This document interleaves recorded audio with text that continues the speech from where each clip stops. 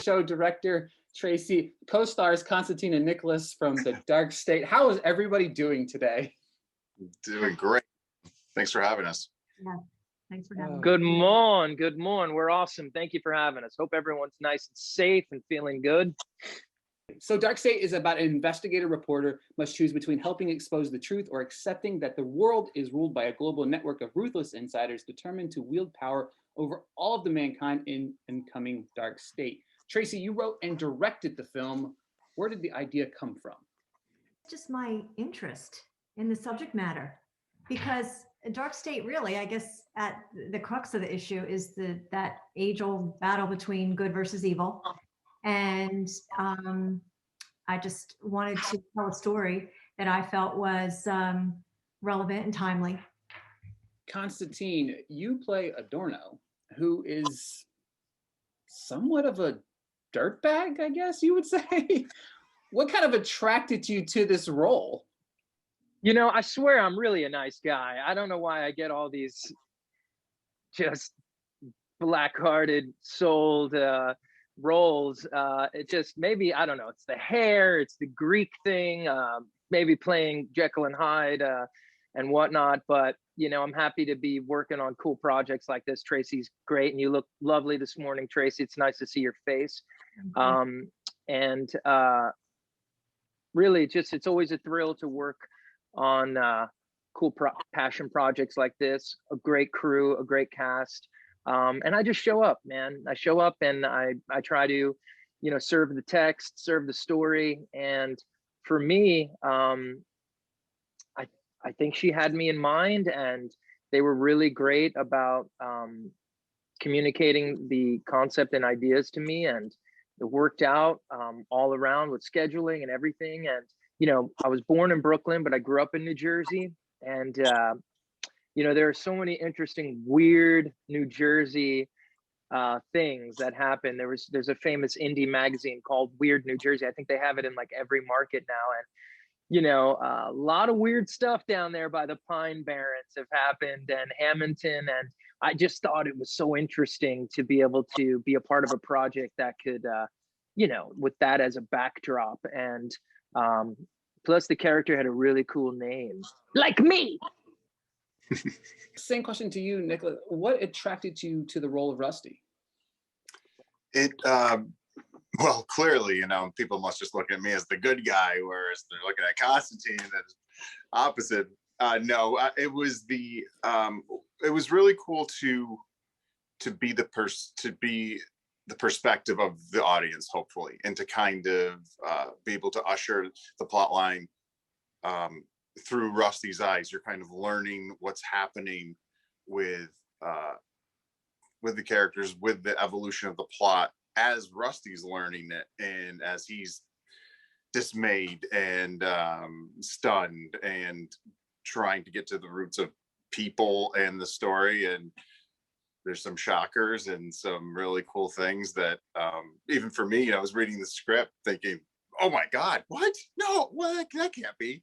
And in a day and age where it's hard to surprise an audience and do it authentically and not just for shock, you know, that's definitely an appealing thing to be a part of. Tracy, to you, Kayle Rourke plays Alicia in this film, and she plays the reporter trying to figure out what is going on, what's transpiring for Katie. She's great in this. What attracted you to casting her for this role? I really did feel that she was Alicia. She just, when we auditioned her, it just, her whole person, I felt, was what I had in mind. And she just became the character, really. So thank you for mentioning that. I totally agree. So thank you. Yeah, I thought her character had a lot of layers, and how she obviously is pivotal in working with basically everybody within the film. So for me, and doing my research, I felt like this, I couldn't find anything else. Was this her first lead role? Well, I don't think it's her first lead role in general. I mean, of course, she's a theater actress, and she's done a ton of theater in Philadelphia area and beyond. But it may be her first lead role in a film. I believe it is. Yes, I think As it far is. as my conversations with her and getting to know her throughout the process, yeah, I think this is. I feel pretty confident in saying that it was, going back to our interactions, that this was her first jump in, and Tracy even tortured her on our first day of shooting by, we did this very long scene, and she was like, oh my God, this is what we're starting with, huh? Okay. Like, yeah, don't worry, you only have 100 pages to go over the Exactly. She is really good in it. I honestly was like, oh, who is this girl? How come I don't know her?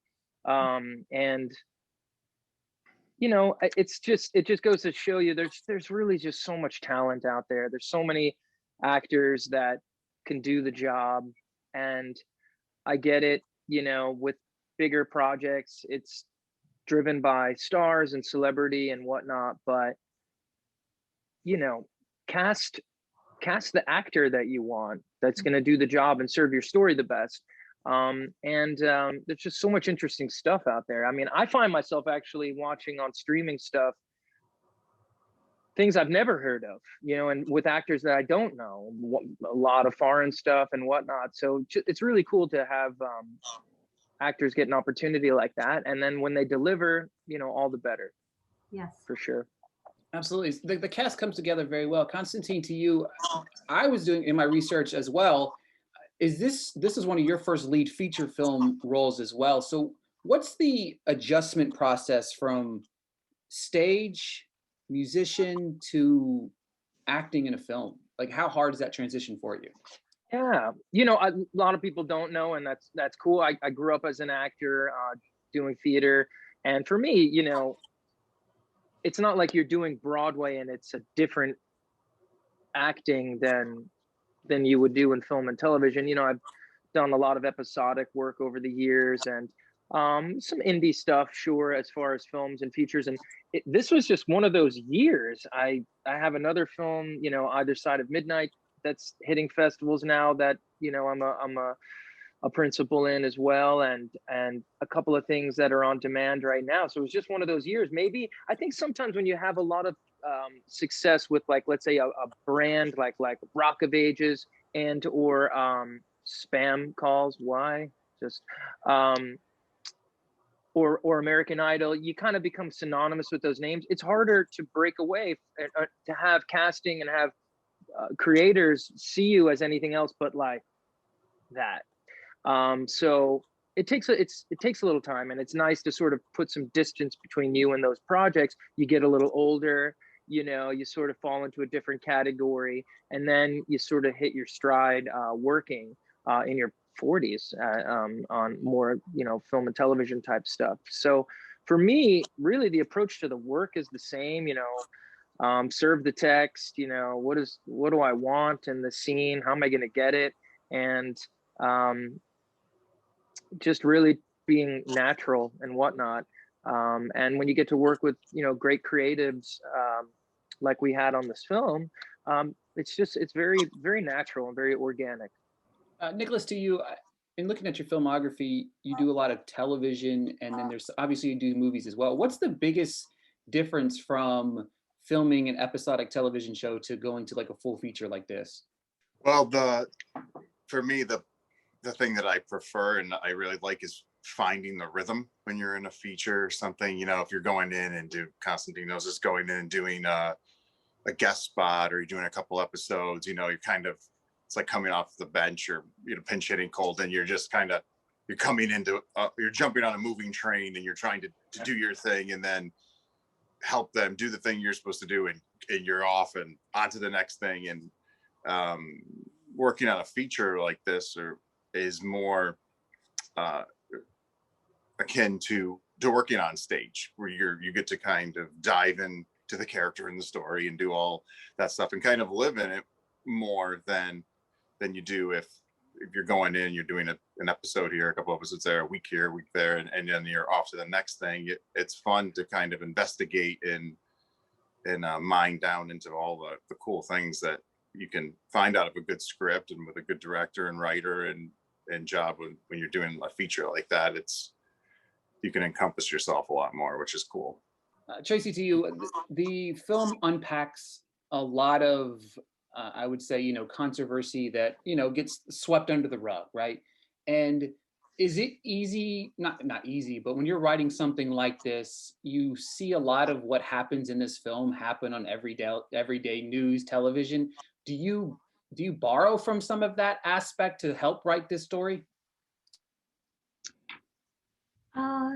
This was written before COVID. So this was written a while ago, but you're right. It could have been taken right from the headline today. Really, it's very timely, and I'm happy to get it out there when we're getting it out there. Honestly, but again, it's just the subject matter that interests me, and I think that the film pretty much shows both sides of how people think. It's not one-sided. It doesn't force any opinion down your throat. And I hope it finds its way because of that reason. Because I think that although like you said, it could be ripped from the headlines today, I think it's very balanced the way it's presented by, you know, by all the actors and so. All right, guys, I got one more fun one before you go. This one will have to definitely be fun for Constantine, but for everybody here, I like to ask this question. I like to ask this question. It's my new favorite question to ask. At one point, I'm going to splice all of these together. But what is, and Constantine, I'm going to make you go last here, obviously. But what is everybody's favorite go-to karaoke song? Nicholas, to you first. Oh, to me, I couldn't even tell you the last time I sang a karaoke song. Oh my God, I don't know. I probably have to go, you know, I would have to go with something I think out of Top Gun, just because we're about to come back into the sequel and the whole world is just waiting for it. And so I probably just have to go up and embarrass myself with something from the original. Tracy, so to you. We're talking like Tracy, to you first. Hold on, Tracy, to you. Oh, sorry. I feel like whenever one of those nights comes about, my friends, it just always turns out to be like Friends in Low Places, Garth Brooks. I don't know why. It just does.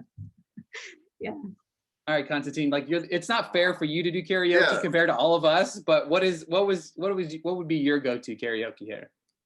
I have to admit, there's something to being like, you know, a professional singer, to then like showing up and like just be like, I just figured I'd sing a song. You know, it just feels like it's just so wrong. It's like, I don't know, a professional basketball player, I don't know, showing up and just schooling some kids. And anyway, but you know, it's fun when you're with other performers as well, and you're just having fun. And wow, I mean, come on, it's probably something in the world of Rock of Ages, like some sort of, you know, Journey tune or Bon Jovi, Living on a Prayer, you know, the big key change, you know, the Guns N' Roses. You know, I sort of grew up in that, you know, to high school in the 90s, you know, early 90s, where all, you know, the grunge bands, I love stuff like that to sing, and that's a lot of fun. So for sure. But wait, Nicholas, which song from Top Gun? Are we talking "You Never Close Your Eyes," like something like that? I think I'd have to go more like Danger Zone. Oh, I was gonna say, if it's Danger Zone, that's just like another level. Yeah. That's just like, whoa. If you went up there with like the glasses, like that would slay for sure. Yeah, I was gonna say, like, mine's always like Living on a Prayer. Cannot hit any of the notes. Obviously, cannot hit any of the notes. That's the way it's supposed to be. Exactly. You know? So when Constantine said he, like, you know, living, you know, Bon Jovi, I'm like, well, I mean, that's not fair. Like, I do Bon Jovi, but I can't, you know. He's like, hit the notes. I'm like, what notes? Like, it's, you know, I kind of heard everybody along the way. But shoot, John doesn't even have to sing the lyrics anymore. He just holds the mic out. He's like, what's up? Come on, sing it. Exactly. 100,000 of you, sing it back to me. So absolutely. I want to thank all you guys for your time today. The film is fantastic. So thank you so much for everybody's time today. Thanks so much. Thanks for having us. You're the best, dude. Thank you for having us. Check out the new album while you're at it. It's available everywhere. So good stuff.